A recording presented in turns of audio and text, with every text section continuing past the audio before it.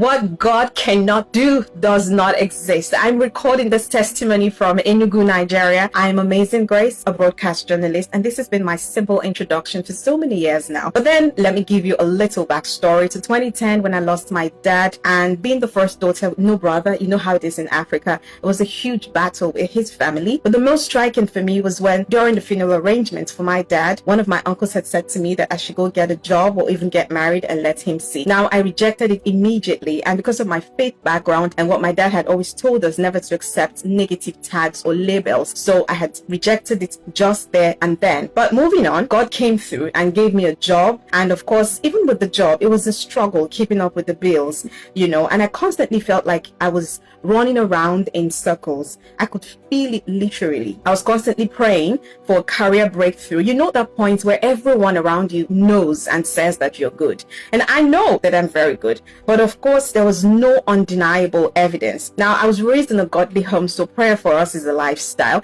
But when I joined the fire altar, my prayer life took an intentional turn. And gradually, before my very eyes, my career became more visible. And then miraculously last year, which was the first year of EL-ROI, God in his infinite mercies made it possible for me to become an international correspondent through a connection on the DSTV channel where I work. It was a huge breakthrough for me after years of stagnancy and even a mid-career disruption. I recall specifically at the 2024 crossover service, I was worshiping online, and while the prayers were on, I told God, I said, God, if you would see me in 2025, could you please put your word in Pastor Jerry's mouth and let 2025 be another year of EL-ROI? I kept saying, God, please see me. And suddenly, Pastor Jerry announced it. People of God, welcome to 2025. Streams of joy, NSPPDS, welcome to 2025. It is our year, our second year of EL-ROI, the God that sees me.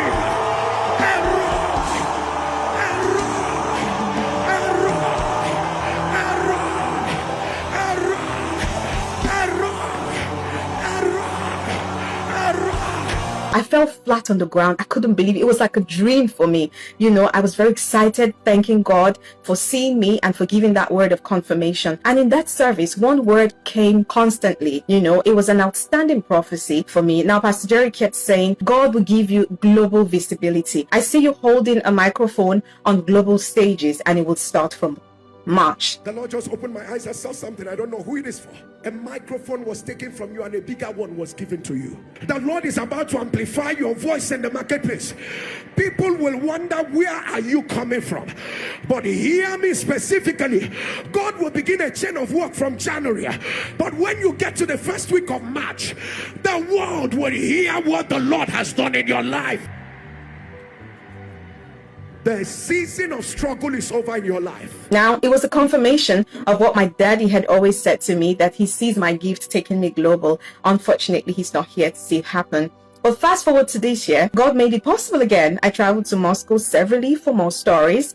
I was very grateful for the opportunities. But as we would always say here on the altar, we may not see the wind, we may not see the rain, but our valley shall be filled with water. Now, on the 6th of November was my birthday, and I had told God that I wanted to feel him hug me and pat me on my back, like giving me something very special on my birthday as a gift. And the word on the altar that day was, my wine did not finish. Anywhere you go today, when they say good morning to you, you reply them, my wine did not. They will be wondering, people of God, only NSPPDians will understand it. So anywhere you see it, anywhere you see an NSPPD and write it, go there and write your own, my wine did not finish. Write it everywhere. My wine did not finish. What God cannot do does not exist. And just after the prayers, I held on to that word. And just right after the prayers, I checked my phone. And of course, I saw that I had received a message while the prayer was on. And it was my first good news message from my partners abroad. They had said that an international panel had gone through my documentaries and found my work very interesting, and that it will be their honor to award me as the International Expert of the Year 2025. It's a very huge award. I was very excited coming from that girl who was told she'll never get a job to one who's an international award winner. Now, the huge event was held on the 27th of November in Moscow, and I was honored greatly, even in my absence. I became globally visible and celebrated. The word of prophecy became my reality.